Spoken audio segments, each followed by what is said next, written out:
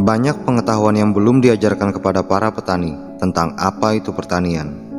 Sehingga pemahaman tentang bertani hanya sebatas tentang bagaimana mendapatkan hasil yang sebesar-besarnya, yang justru sering menjadi bumerang untuk para petani itu sendiri.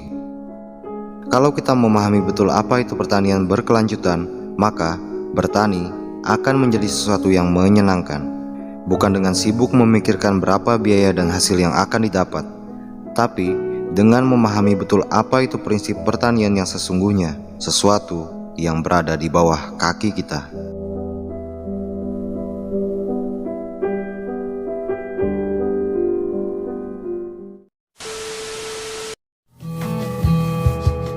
I am a conservation agronomist. I have been in every state, all the way from Alaska to Puerto Rico to Hawaii.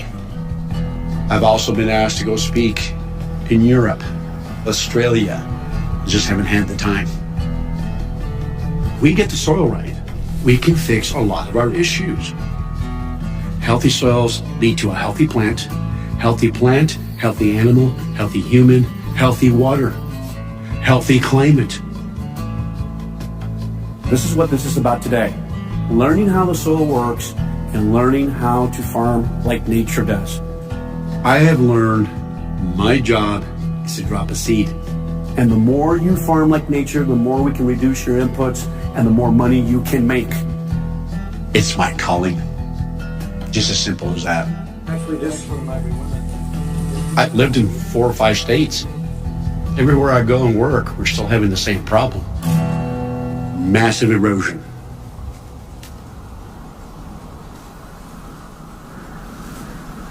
Erosion is when soil becomes dirt.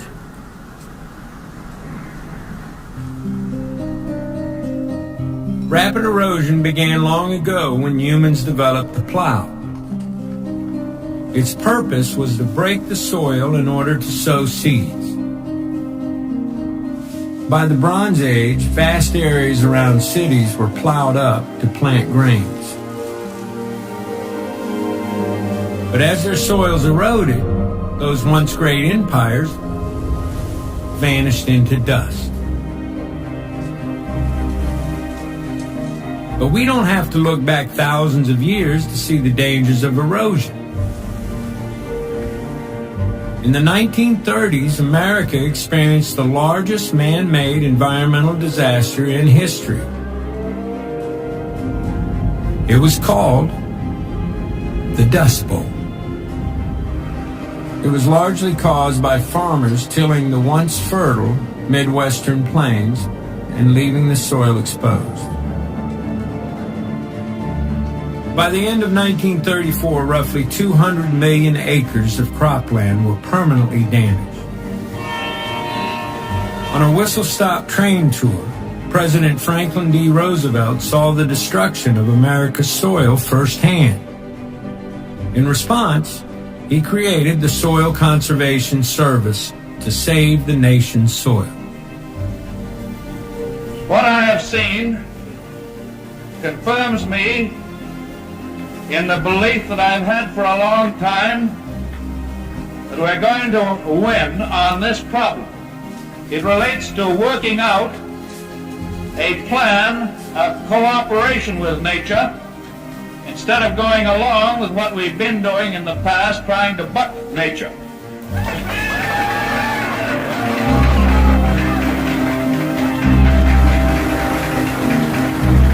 The practice of plowing and tilling the soil continues to this day. But so does Franklin D. Roosevelt's Soil Conservation Service. It was made part of the U.S. Department of Agriculture, and it's now called the Natural Resources Conservation Service, the NRCS. We want the water to lead through a living plant. Today, NRCS field agents, like Ray, try to teach farmers to reduce tilling. Microbes live in there, and that's called the porosphere. And reduce the spraying of industrial chemicals that damage the soil. Tillage is one of the most intrusive things we do in modern agriculture. It is not our friend. The message is simple. But getting that message out is difficult. We have a social problem. We have an education issue. And until we get that right, we can't fix our ecological issues. I have been in NRCS for 31 years. It was kind of amazing to me as I was teaching all over the country. I'm going, wow, our producers don't really know how the soil works. They don't understand the basic ecological principles. Everything runs by carbon. We're built by carbon. The soil microbes run by carbon. Carbon is the driving engine. It runs the system. But when it comes to the role of carbon in our world, there's a bit of confusion.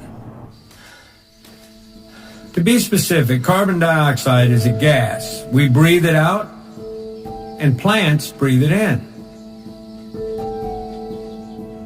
We also make carbon dioxide by burning fossil fuels.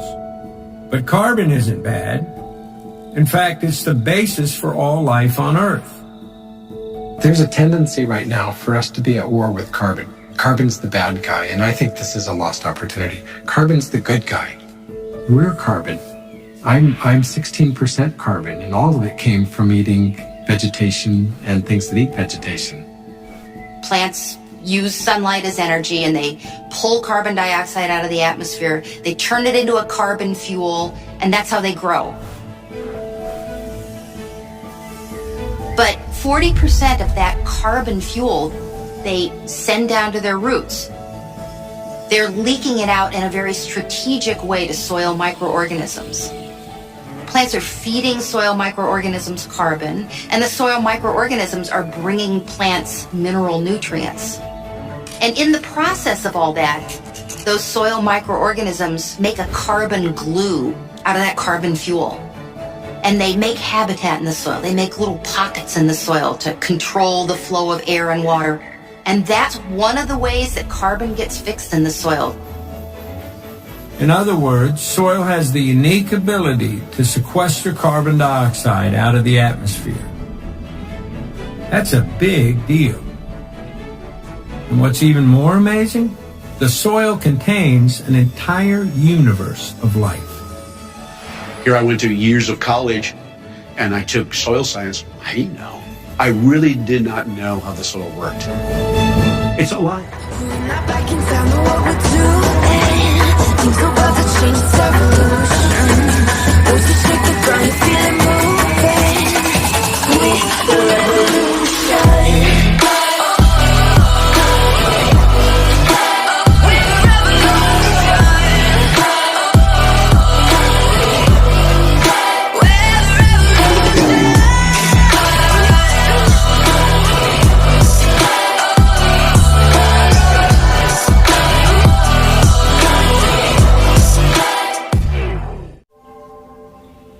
Our health and the health of our planet are connected.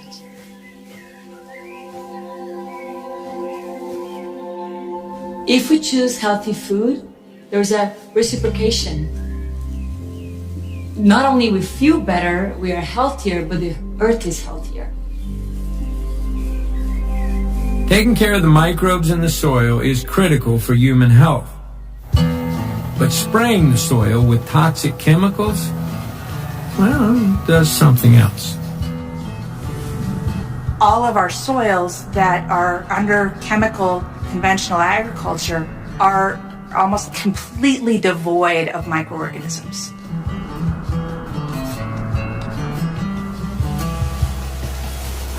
Spraying the soil with toxic chemicals kills the very microbes we need to give us health and pull the carbon from the atmosphere. The more tilling that's done, the weaker the soil gets, and the more farmers feel compelled to use chemical sprays. This is the vicious cycle of industrial agriculture. And that cycle was developed as a result of war.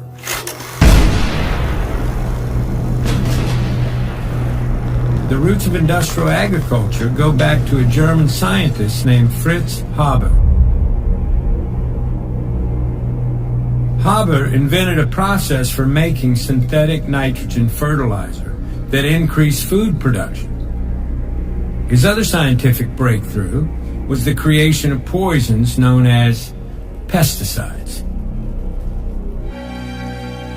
When the war ended, U.S. chemical companies brought Haber's poisons back to America and rebranded his toxic chemicals as pesticides for American farms. Dow set out to demonstrate the effectiveness of its chemical killers on a nationwide scale. When the war ended, all the energy that went into fighting the enemies in the world went into fighting the enemies on the farm. All of a sudden, chemical fertilizer, nitrogen was available, and farmers could toss that on a field. Even if they hadn't taken care of their soil, they could get a good crop for a while. Together, these wartime innovations created the most powerful industrial food production system the world had ever seen.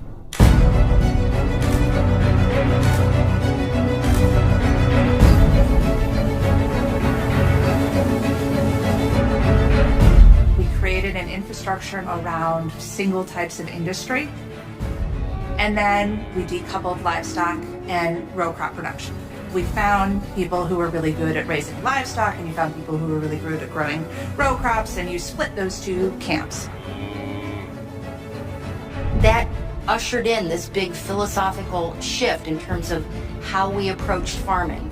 Instead of understanding and honoring natural processes, we could just throw out these chemicals. We just throw out more and more of them. It kept going up and up and up. It takes more nitrogen now to raise a bushel of grain than it did in 1960. Our chemical fertilizers mask the problem of degraded soils. Modern agriculture was not designed for the betterment of the soil. Today, our most common crops are genetically altered to resist the spraying of toxic pesticides. For example, the number one crop in the United States, field corn, is almost entirely sprayed with glyphosate, a chemical suspected to cause cancer that's so oversprayed, it's found its way into our drinking water.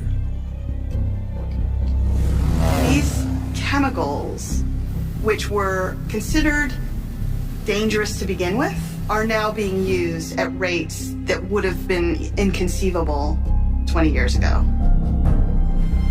Every year, for every American alive, 3 pounds of toxic chemicals are sprayed onto the food grown on our farms.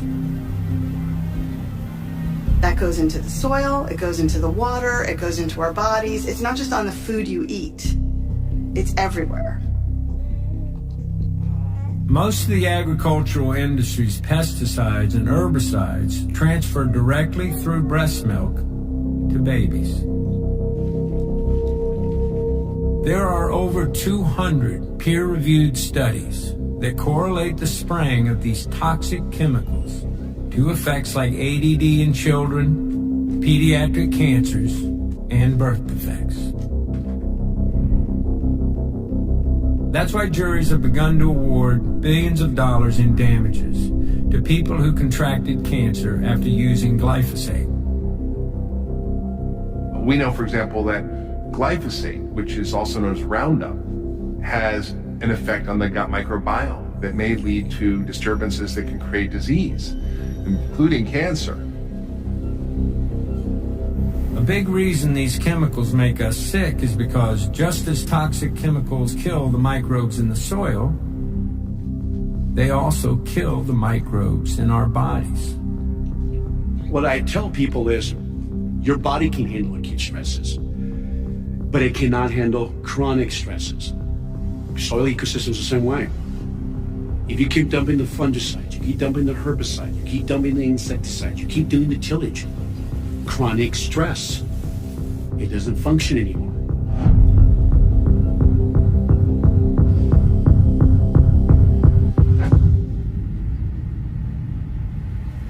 Since chemical agriculture ramped up worldwide in the 1970s, we have lost 1/3 of the Earth's topsoil. But industrial agriculture isn't just harming our soils, it's also affecting something much larger.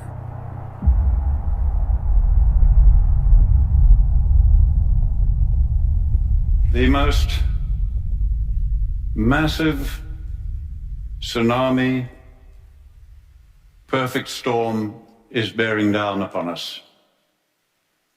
But fossil fuels, carbon, coal and gas, are by no means the only thing that is causing climate change.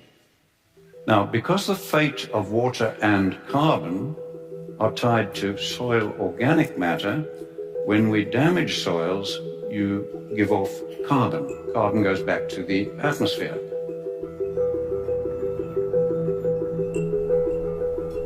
Healthy soils absorb water and carbon dioxide. But when we destroy soil, it releases water and carbon dioxide. This dries out the soil and turns it into dust. The process is called desertification. And how we deal with it could determine the fate of more than just our climate. Desertification is a fancy word for land that is turning to desert. And this happens only when we create too much bare ground.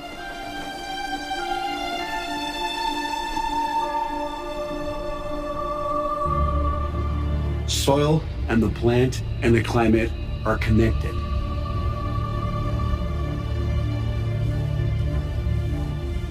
If you don't have a living plant, you're going to have more evaporation. What we want is transpiration.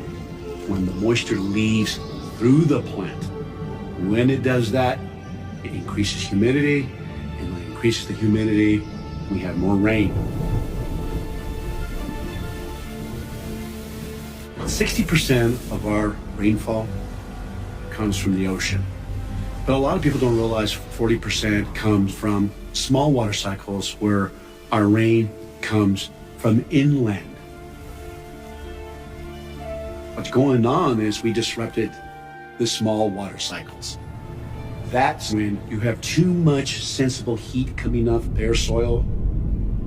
You're having these huge vortexes of hot air going out. Instead of attracting the rain, it's pushing the rain clouds away. Take 1 square meter of soil and make it bare, and I promise you, you will find it much colder at dawn and much hotter at midday than that same piece of ground if it's just covered with plant litter. You have changed the microclimate. Now, by the time you are doing that on more than half the world's land,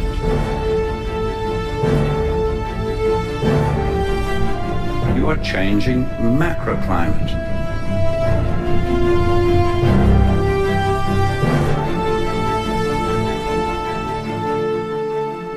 Desertification of our soils is a pressing threat to our climate and our species.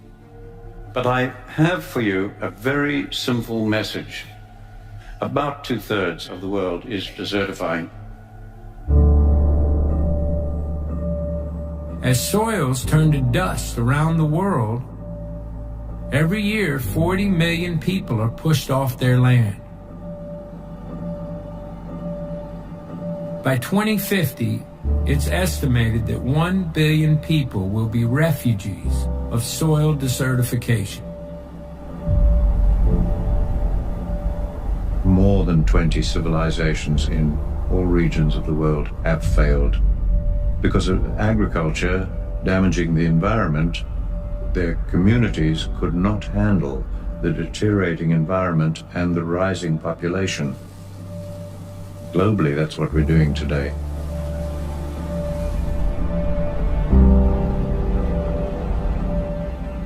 Poor land leads to poor people. Poor people leads to social breakdown.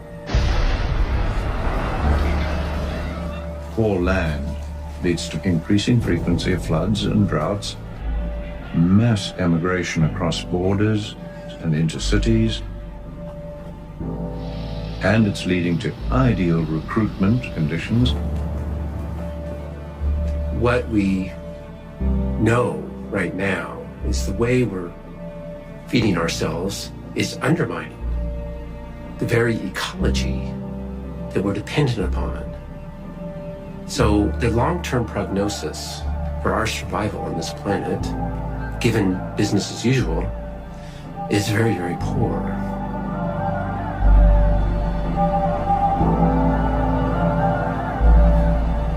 According to the United Nations, the world's remaining topsoil will be gone within 60 years. In other words, unless we find a way to save our soils, we have 60 harvests left.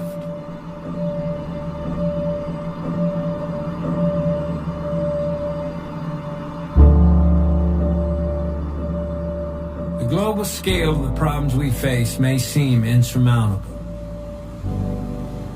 But in every fight that seems unwinnable, there are those who refuse to give up.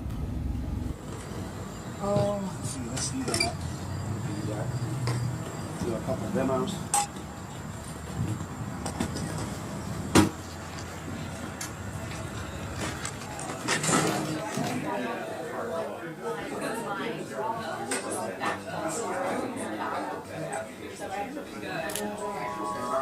We're very fortunate to have Ray Archuleta with us today. Ray, as you can tell, is someone that has quite a bit of notoriety. He's got his own reality show. Now,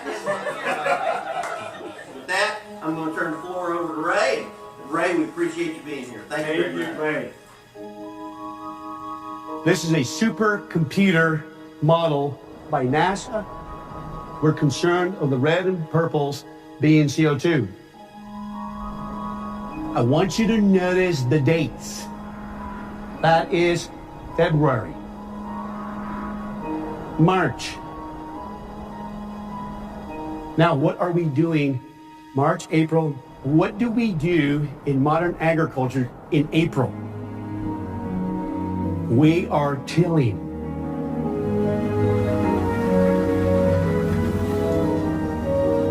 We're tilling the land.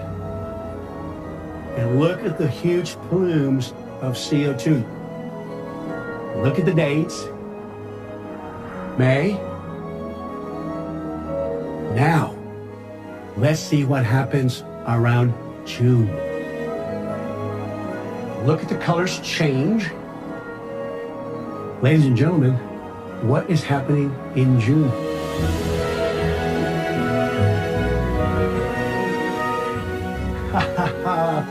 Do you see how powerful the living plants are? Can you imagine if we had all our rangeland and all our cropland covered? A covered planet is a healthy planet. We can fix a lot of our climate issues if we bring the CO2 down into a living plant and put it back into the soil where it belongs.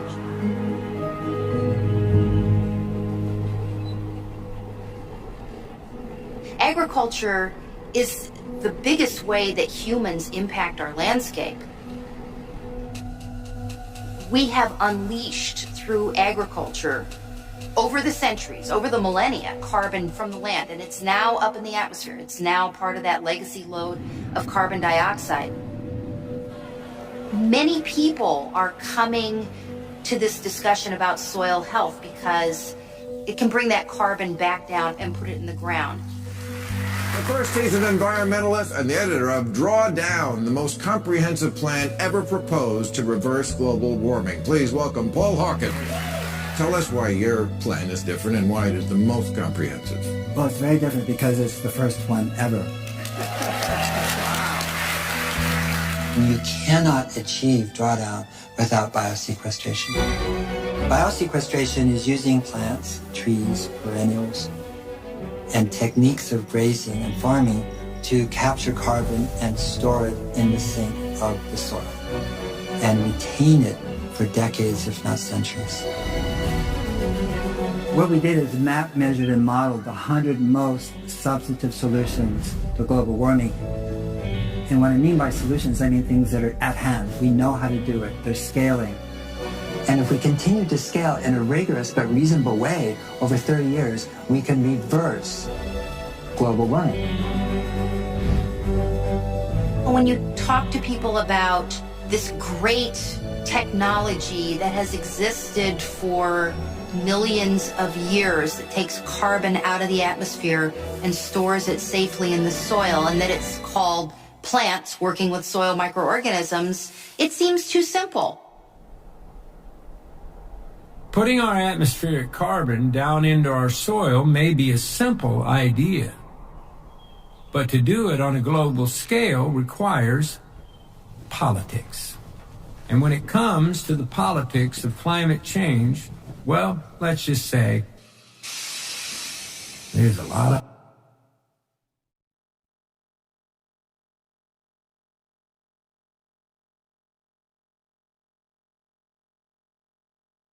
the United Nations held a climate summit in Paris. It was called COP21. 40,000 delegates from 196 countries from all over the world met to reach an agreement on how to address climate change. There were presentations and meetings and speeches and speeches and speeches. My name is Bunky. Please touch my screen. And there was one proposal that offered real hope, and it was presented by this guy.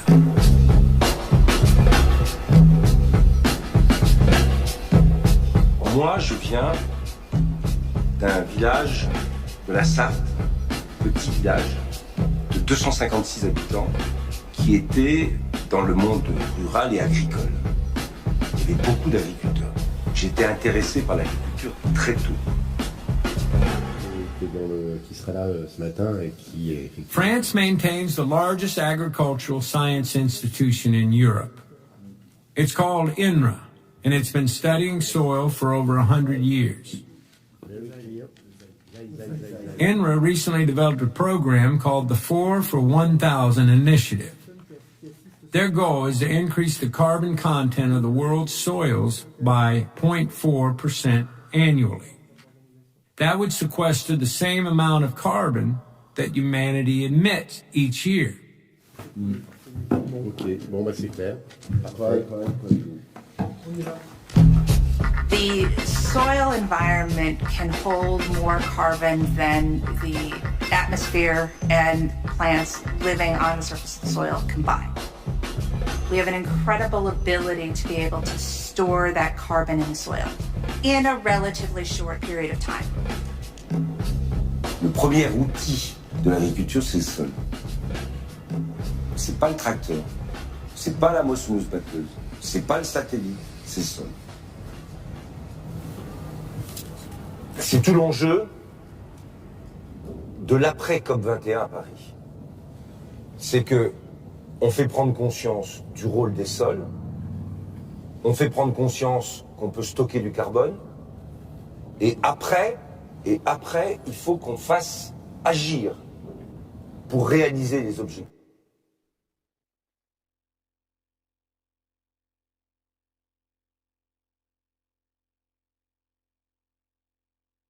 The French Minister of Agriculture presented an idea that just might change the world. Mesdames, Messieurs, mes chers collègues. Avec les sols en agriculture, mais aussi les sols forestiers, on a un potentiel énorme. La capacité qu'on a à apporter une réponse à la lutte contre le réchauffement climatique, qui pourrait être d'ailleurs l'équivalent de ce que nous émettons en carbone par an. C'est colossal. 4 pour 1000. C'est la capacité que tous ensemble, on a de pouvoir réussir. Merci. At the 4 for 1,000 event, many countries signed Stéphane Le Folle's pledge to draw carbon down into their soils. 30 countries from around the world signing on to what I believe is going to be one of the most significant changes in agriculture, because to achieve this 4 for 1,000, we have to change the way we do agriculture.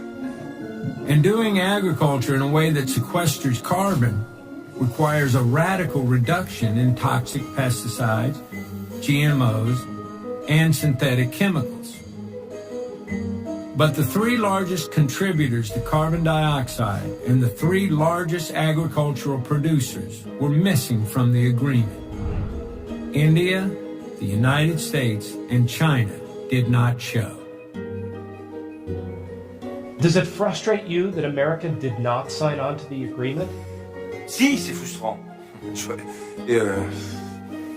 C'est que pour la première fois, un pays, alors plus petit que les États-Unis, la France, mais un grand pays agricole, engage un processus global, politique, qui associe les objectifs de lutte contre le réchauffement climatique à des changements de modèle agricole. Et là, au niveau des États-Unis, on n'y est pas.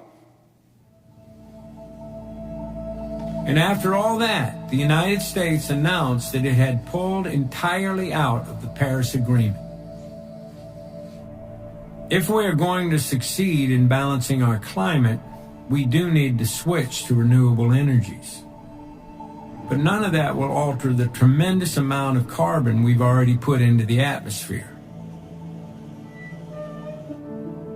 Since 1750, when the Industrial Revolution began, we've pumped about 1,000 billion tons, also known as gigatons, of carbon dioxide into the atmosphere. It's called our legacy load of carbon. And even if we stopped all greenhouse gas emissions today, that legacy load of carbon will still be there. That legacy load of carbon dioxide is still going to be warming the atmosphere for decades, if not centuries. So if all we talk about is reducing emissions, it's not enough. If electric cars and solar panels aren't enough, then what is the solution? The only goal that makes sense for humanity is drawdown, a year-to-year reduction in carbon in the upper atmosphere. Anything else is climate chaos. If we want to achieve drawdown, we have to go thank the earth and start to farm and grow our plants and trees in an entirely different way. Once you achieve drawdown, within 20 years, you have cooling. You have the beginning of cooling. So now we have a horizon that if you're 20, 30 years old, you can say, in my lifetime, we can achieve this. In other words, the very practices that heal our soils will also heal our climate. To stabilize Earth's climate, we can use the most powerful carbon capture technologies: the photosynthesis of plants and the microorganisms in the soil. And the one type of farming that does this the best and draws down the most carbon is based on the concept of regeneration, which simply means to repair the damage we've done and make things better.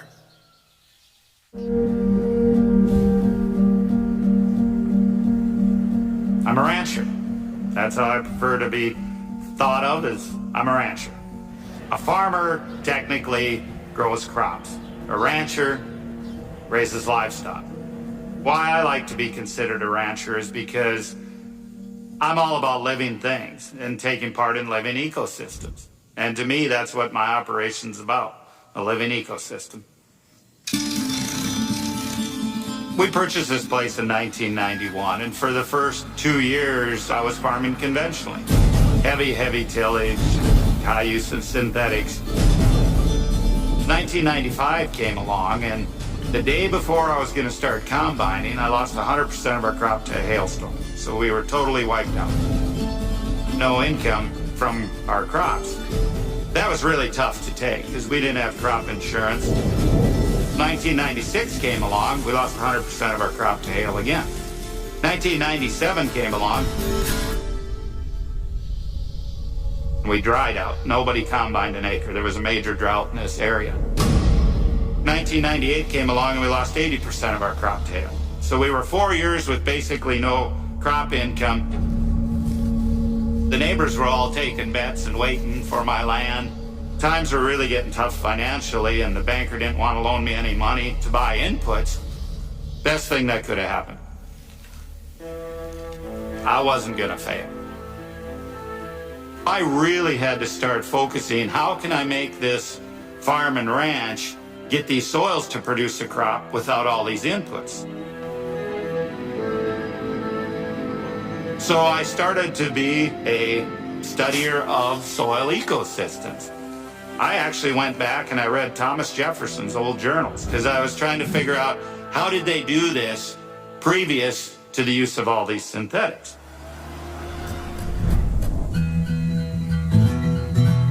We have been promoting no-till for many, many years.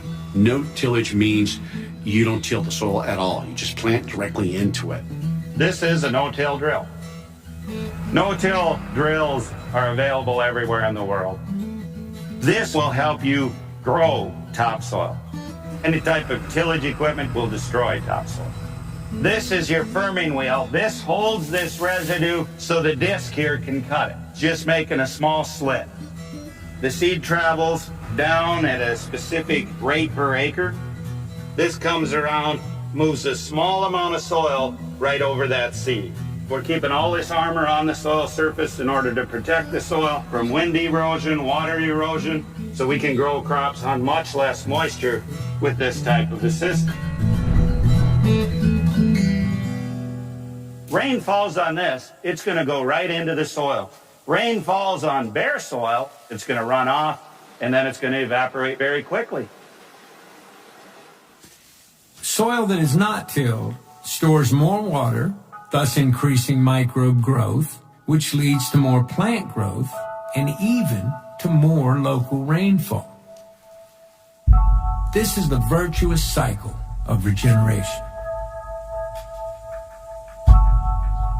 Gabe Brown's soil is also pulling more carbon out of the atmosphere. For every 1% increase in organic matter, an acre of soil draws down 10 more tons of carbon. I mean, that's huge. We have to reduce tillage. We got to grow cover crops. We have to get a living root all the time. We can't have these bare periods with nothing growing on them. We've got to start using these principles to restore the water cycle. And it is fixable.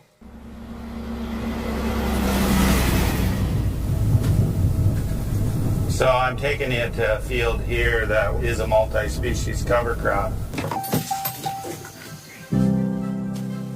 The purpose of a cover crop is to enhance the life and the function of the soil.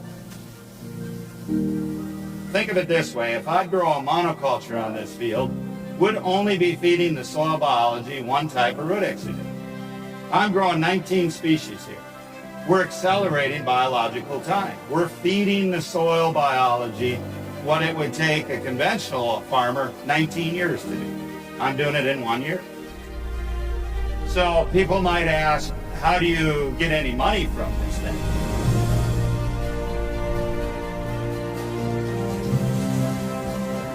Our livestock will graze this during the winter, speeding up the process of regenerating those soils. Animals grazing living plants are a part of the carbon cycle. Here in the northern plains, our soils were formed by large herds of bison and elk being moved by predators, grazing a landscape, trampling that carbon, the plants onto the soil surface, not coming back for maybe a year, allowing full recovery. It wasn't that long ago that over 60 million buffalo roamed the continent.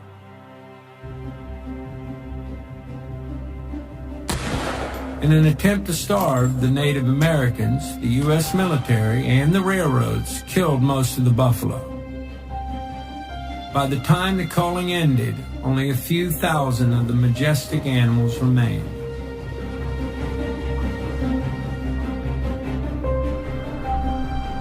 Where buffalo once roamed, industrial agriculture now grows.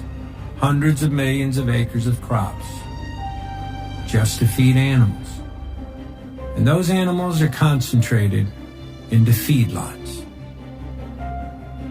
In turn, feedlots produce a tremendous amount of greenhouse gases. A feedlot situation has a positive amount of greenhouse gases being emitted. In a grazing situation, the data shows that we actually get greenhouse gases sequestered. So in one situation, you get emissions, in the other situation, you get sequestration. The problem isn't the animal. The problem is where the animals are at. Cows can be good. That is one of the most controversial statements of mankind at this point.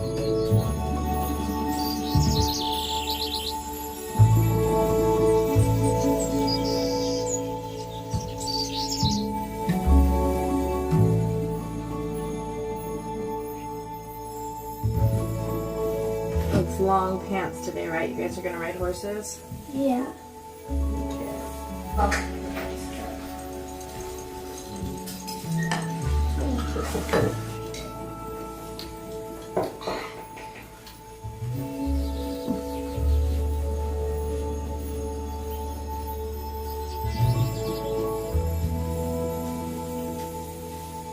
I was raised in a rural area in Washington, adopted by a Lakota elder.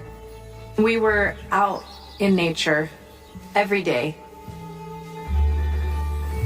I found permaculture, and that was very influential in my life, where I could see that there could be a permanent agriculture, an agriculture that not only fed the planet, but also fed the people in a way that regenerated and didn't deplete resources.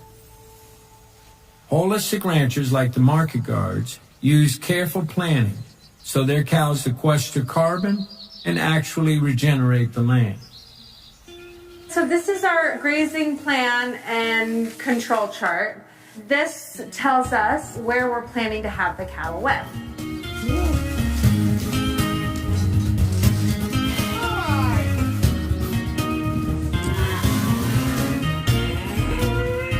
Let's see, it's July 22nd.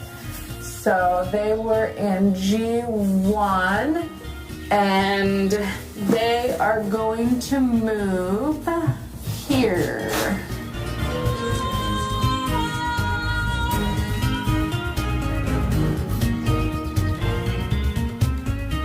All these paddocks correlate with a map that I have here. So these are all segments of fencing where the cattle are. It tells me how big it is. I can record observations, species, all right in here in the field.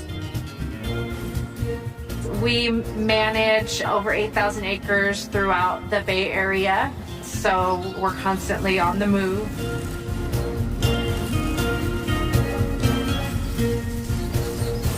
I never get bored.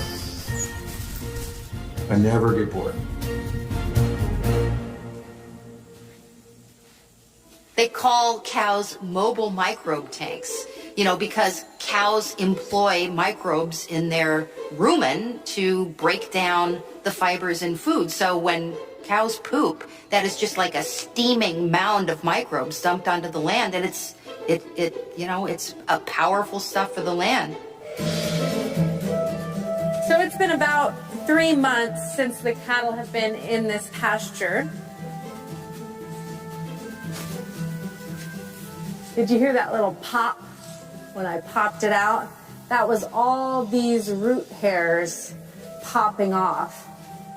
There's just thousands and thousands of feet of these root hairs that are interconnected with all of these other bunch grasses and all of these other species through their root hairs and also through the mycorrhiza fungi. The cattle will come along and they'll eat the tops off. What happens when the grasses get bitten off is these roots slough off. And what is that root made out of? Carbon.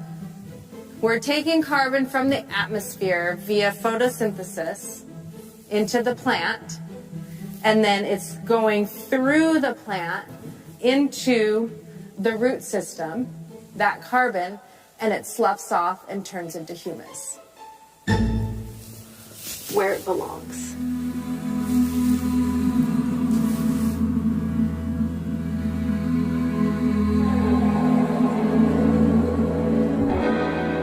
The form of agriculture that we use creates billions of lives in the form of soil microbes, in nematodes, in grassland birds. All of that wildlife is flourishing under an agriculture system versus a tilled crop field, which is denuded of life.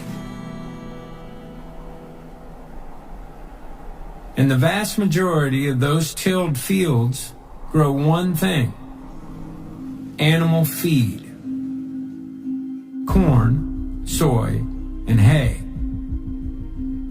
These crops and the feedlots that rely on them exist only because they are subsidized by our tax dollars.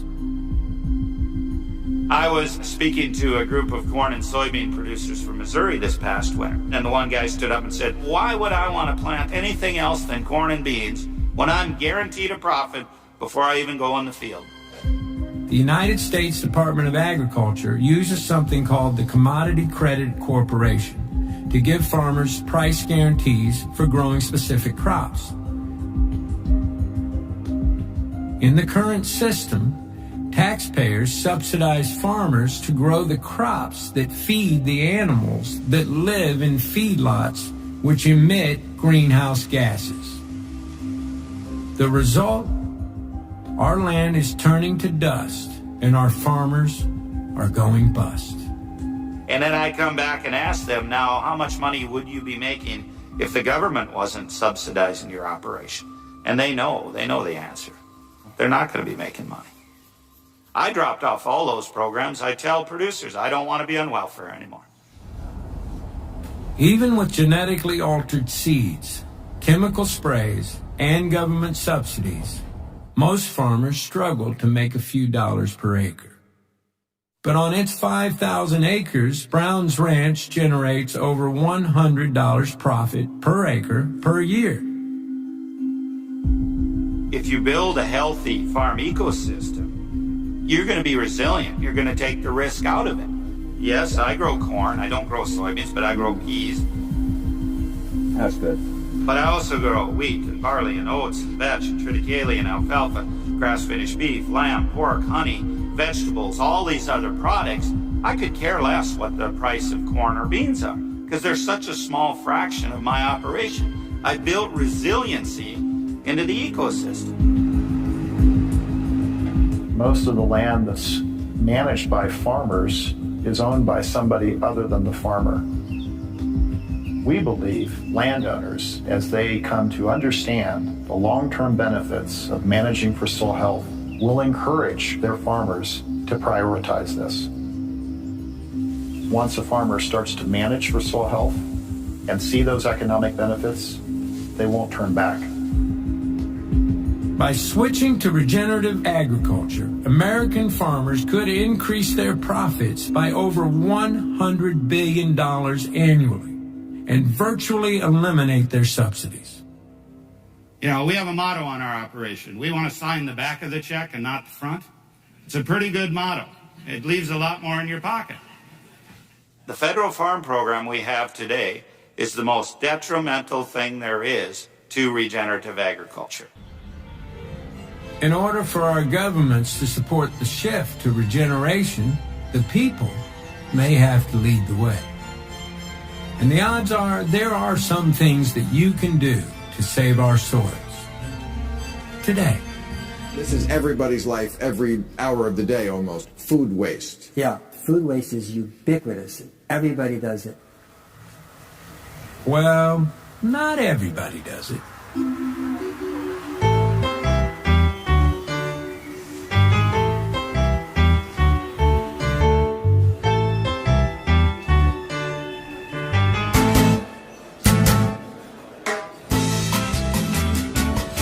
There are continents and other really large regions that are getting hit with a double whammy of higher temperatures and drought. This kills soil. It kills life. One of the solutions to that challenge is to collect the food scraps from cities like San Francisco, turn them into compost, and get it onto local farms, and that helps them retain water because compost is a natural sponge. The unfortunate reality is most trash or garbage gets incinerated or sent to a landfill. We need to model nature. I had the good fortune of being mayor when we brought the United Nations World Environment Day into our city. We made it a week-long celebration of the environment and a call to action. And one of the specific strategies was reducing waste. San Francisco residents are actually fined for not putting compost into the green bin. We incentivize people to keep things out of the black bins. When you have nothing in a black bin, we don't charge you. When you have a ton of stuff in the black bin, we charge you a lot. So your goal is to get it in the green and blue bins, the composting and the recycling bins. You want to move the mouse? Got to move the cheese. In San Francisco, we're collecting 700 tons of food scraps and plant cuttings per day.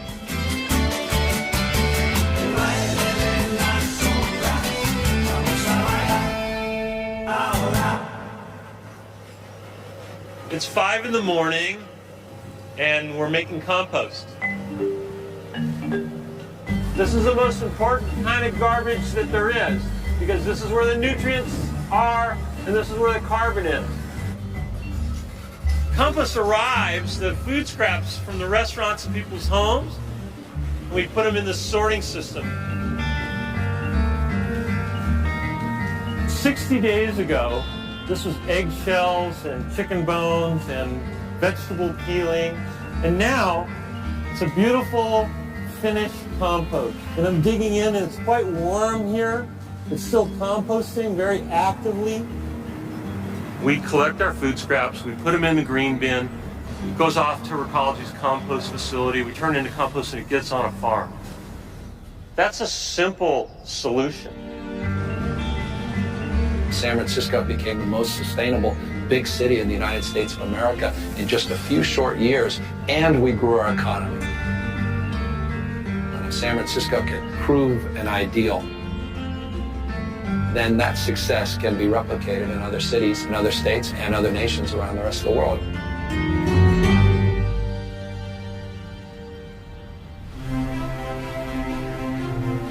Compost is the natural decomposition of organic matter in nature.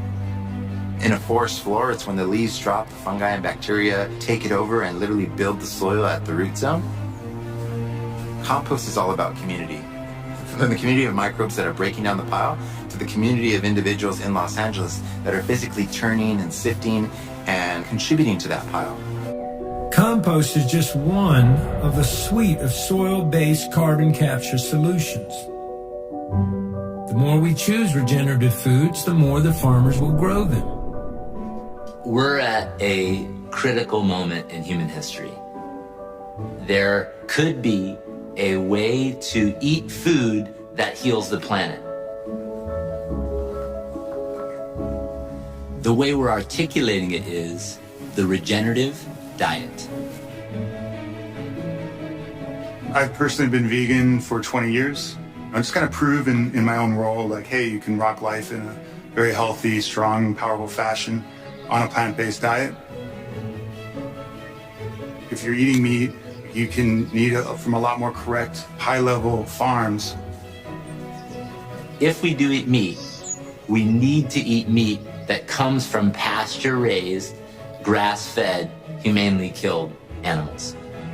This is the most crucial choice all of us can make for the future of the planet. What are we eating? What kind of farming systems are we supporting? Are we regenerating the earth or are we degenerating? So what we have here are two of our egg mobiles. Approximately 3 days after the cattle move through an area and graze, we'll bring the laying hens in. They truly are free range. They could walk to California if they so choose. What we did here is we went to the local grocer and we bought a dozen cage-free, all-natural, humanely raised eggs. We'll reach in here, crack one of those open. Now what we have here is one from our pastured laying hen. Ours on the left is much darker colored. Now watch this.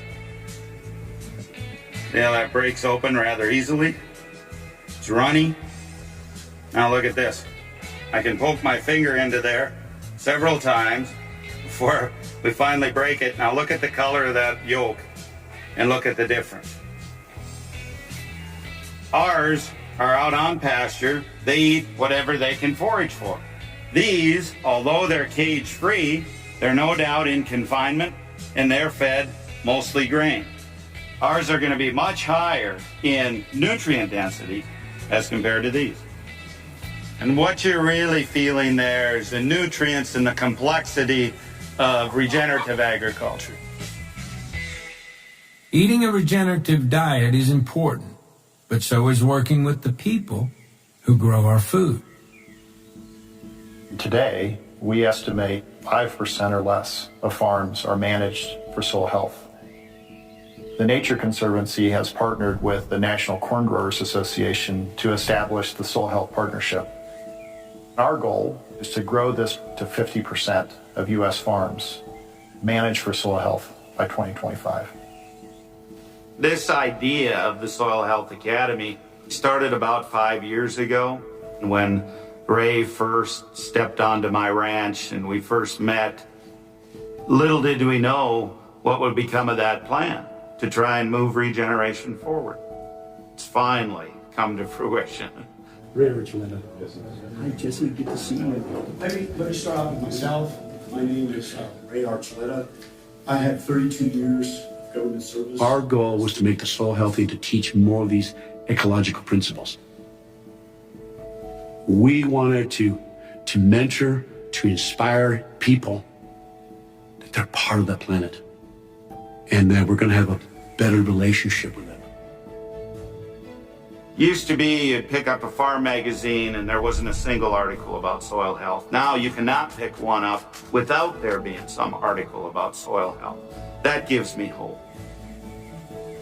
We can improve soil health much, much faster than we used to think possible. Sometimes when I give presentations, I get this group that's just, no way, won't happen here, can't happen here. So I offer them this challenge. I said, I will bet my ranch against yours that I can get it to work on your operation.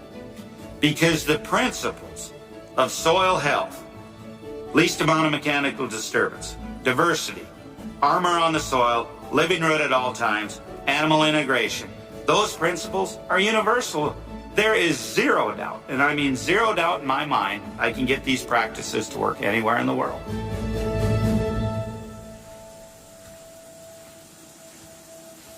If you look over here, we have my neighbor's land that has been chemical fallowed. It has had nothing growing on it for over a year, except for the few Roundup-resistant weeds that are on here. It's an ecological desert. Then you look over at our paddocks. You have a diversity of different plant species. You have insects, you have wildlife, plus the livestock grazing on it. We're capturing sunlight from early in the spring till late in the fall, converting that sunlight into liquid carbon to drive and fuel the system. There you have soil. Over on this side you have dirt. Where do you want your food to come from? Which model do you want your food to be produced from? The answer is pretty simple to me.